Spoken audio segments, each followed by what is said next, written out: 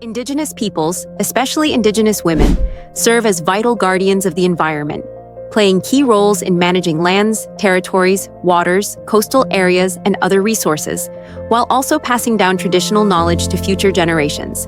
Therefore, promoting the rights of Indigenous peoples supports both their well-being and broader efforts to protect the environment.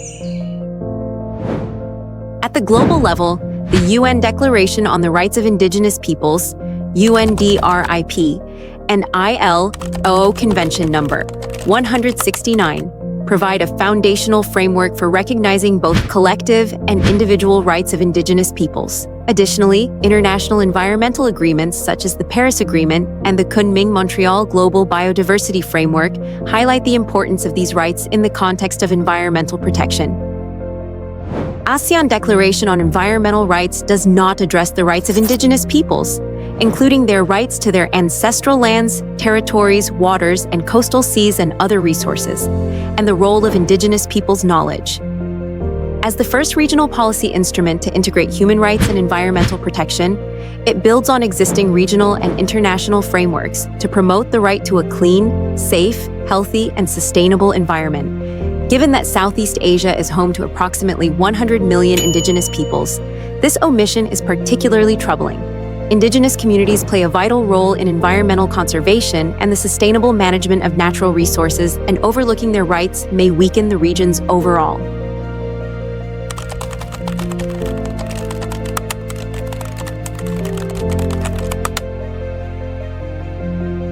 Many Indigenous peoples see humans and nature as interconnected, with obligations to protect lands, waters, and other resources as part of their cultures and lives.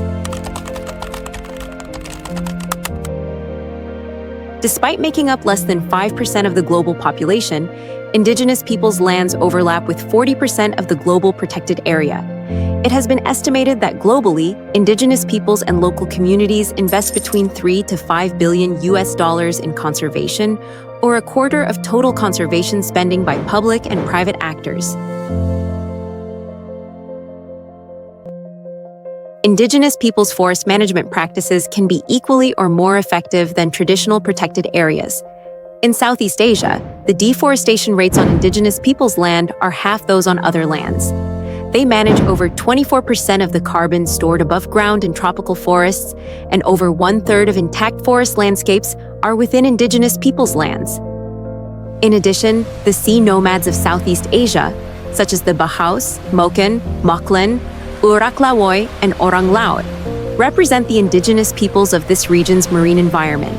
They inhabit archipelagic Southeast Asia, particularly the Coral Triangle, a globally significant area of marine biodiversity that encompasses Malaysia, Indonesia, the Philippines, and Timor-Leste. This region is home to 76% of coral reef species and more than 2,000 species of fish. Not only are Indigenous peoples effective protectors of the environment, but Indigenous peoples' knowledge can strengthen environmental management and governance. Indigenous peoples' knowledge, practices, technologies, and innovations are vital to sustainable resource management, climate change adaptation, climate-resilient development, and biodiversity. In Southeast Asia, Indigenous peoples' knowledge, practices, and technologies, particularly through the role of women as knowledge keepers, contribute to better management and protection of biodiversity, understanding and mitigation of risks, and holistic development of climate change solutions. For instance, in Sabah, Malaysia, the state has adopted the Indigenous Dusun's Tagal system, a traditional natural resource management practice for river co-management.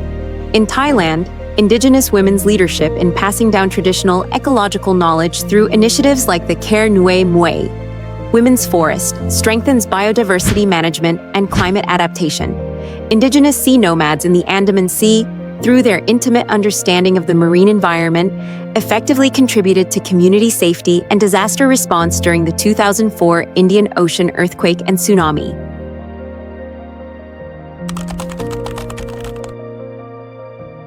Despite their contributions, Indigenous peoples lack legal recognition in many ASEAN countries.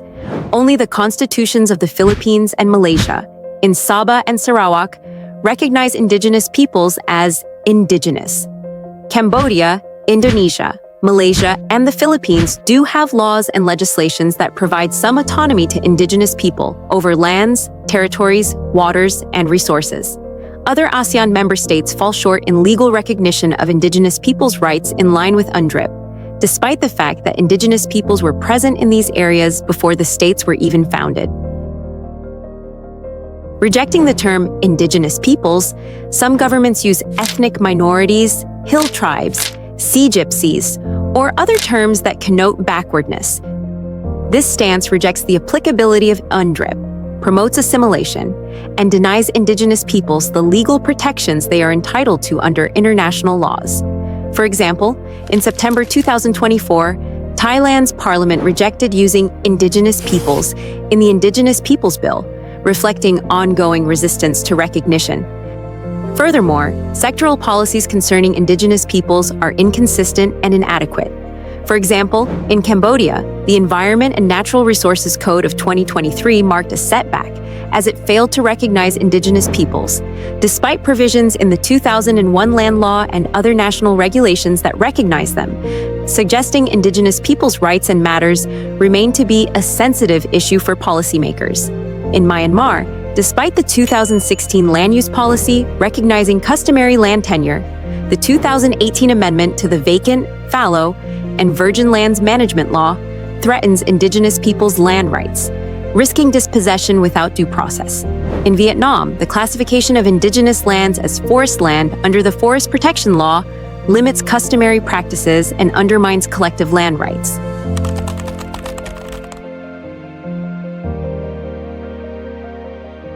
The development of an ASEAN Declaration on Environmental Rights marks important progress, building on the ASEAN Human Rights Declaration of 2012, General Assembly Resolution 76/300, July 2022, and Human Rights Council Resolution 48/13, October 2021, which recognize the human right to a clean, safe, healthy, and sustainable environment. It will set the course of human rights and the environment in ASEAN and its member states for years to come.